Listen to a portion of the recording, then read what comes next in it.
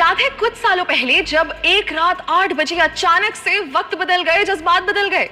कितने टाइम तक हमें एटीएम के बाहर लंबी लंबी कतारों में खड़ा होना पड़ा, नोट्स बदलने के लिए बैंक्स के चक्कर लगाने पड़े क्योंकि 500 और 1000 के नोट्स बंद हो गए थे। अब उस समय की परेशानी को आप और मैं बहुत अच्छे से जानते हैं और जाहिर है कि तब से हम हर तरीका आजमाते हैं कि उस सिचुएशन में वापस ना जाना पड़े।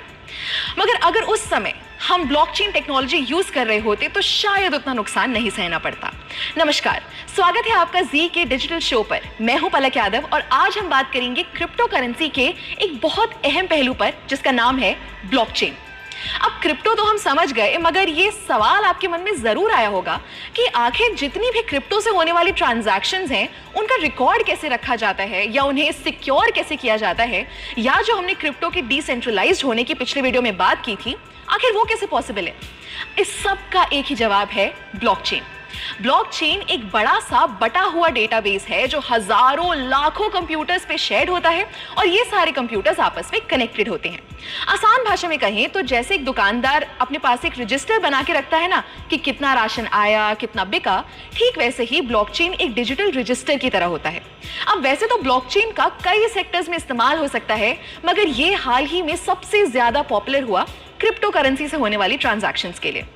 वैसे तो ब्लॉकचेन एक एक्सपेरिमेंट के तौर पर 1991 में आया था, मगर इसका इस्तेमाल शुरू हुआ 2009 में जब बिटकॉइन आया। जी हाँ, कुछ सुना सुना लगा। सातोशी नाकामोटो ने जब 2009 में बिटकॉइन शुरू किया तब ही बिटकॉइन के आसपास उन्होंने ब्लॉकचेन का कॉन्सेप्ट यूज किया। चलिए इसको जरा ऐसे समझते हैं। फर्ज कीजिए आपने बिटकॉइन से कुछ खरीदा या बिटकॉइन खरीदा, तो ये जो ट्रांजैक्शन हुई ये इंफॉर्मेशन एक ब्लॉक के फॉर्म में बन के सेव हो गई। फिर आपने उस बिटकॉइन को बेचा तो फिर से एक ब्लॉक बन गया। अब ऐसे ही आप जितनी बार ट्रांजैक्शंस करेंगे तो उसका एक ब्लॉक बनता जाएगा और वह सारे ब्लॉक्स एक चेन से जुड़ते जाएंगे, इसलिए इसका नाम है ब्लॉकचेन। सिंपल। मगर ये हमारे ट्रांजैक्शन यानी लेन देन के डेटा को सेव कैसे रखता है? हर एक ब्लॉक की अपनी एक आइडेंटिटी होती है। जैसे आप और मेरा फिंगरप्रिंट कभी सेव नहीं हो सकता, वैसे ही हर ब्लॉक को एक की मिलती है जो उसकी अपनी होती है और सबसे अलग होती है। क्योंकि ये डिसेंट्रलाइज्ड होता है तो अगर इस चेन के किसी ब्लॉक में कोई दिक्कत भी आती है तो बाकी ब्लॉक्स पर कोई फर्क नहीं पड़ेगा। ब्लॉकचेन एक ऐसा सिस्टम है जिसे हैक करना, हटाना या चेंज करना लगभग नामुमकिन है। दोस्तों, मानो या ना मानो, ब्लॉकचेन का फ्यूचर बहुत बड़ा है और इसका इस्तेमाल लगभग हर जगह शुरू होने का टाइम दूर नहीं है, क्योंकि इसके बहुत से फायदे हैं। जैसे नंबर 1, क्योंकि डिस्ट्रीब्यूटेड है और इसमें स्टोर्ड जानकारी किसी लाइब्रेरी या सरकारी दफ्तर की तरह एक जगह नहीं रखी जाती। इसको संभालने या मेंटेन करने के लिए किसी मिडिल मैन की जरूरत नहीं है। दूसरा, ब्लॉकचेन एकदम ट्रांसपेरेंट है, यानी आप और मैं कभी भी इसको एक्सेस कर सकते हैं और अपनी ट्रांजैक्शंस पर नजर रख सकते हैं, जिससे फ्रॉड के चांसेस बहुत कम हो जाते हैं।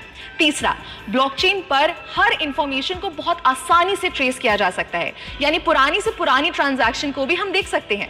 चौथा, ये टेक्नोलॉजी एकदम फास्ट है। हर चीज का लिखा हुआ रिकॉर्ड बनाने में बहुत टाइम और मेहनत लगती है, मगर वही जानकारी को अगर ब्लॉकचेन के जरिए सेव करें तो वो बहुत आसानी से और बहुत जल्दी हो जाएगा। और आखिरी, जैसा मैंने पहले भी बताया कि ये बहुत सेफ है, तो आप टेंशन फ्री होकर इसका इस्तेमाल कर सकते हैं। क्या आपको पता है, बहुत से भारतीय बैंक्स ने इस ब्लॉकचेन टेक्नोलॉजी को ऑलरेडी यूज करना शुरू कर दिया है, जैसे ई-केवाईसी के लिए, ई सिग्नेचर के जरिए ऑनलाइन डॉक्यूमेंट्स या कागजात वेरीफाई करने के लिए, कमर्शियल लेटर्स बनाने के लिए इत्यादि। हमारी प्लानिंग कमीशन यानी नीति आयोग ने भी ब्लॉकचेन पर व्हाइट पेपर पब्लिश कर दिया है, जिसमें ई गवर्नेंस को लेकर इसके इस्तेमाल की बात की गई है। एक मजे की बात बताऊं, 2010 में पहली बार फ्लोरिडा के एक आदमी ने 10,000 बिटकॉइन से 2 पिज्जा खरीदे थे, और आज एक बिटकॉइन की अगर कीमत लगभग 15 लाख रुपए है तो अनुमान लगाइए 10,000 बिटकॉइंस की कीमत क्या होगी।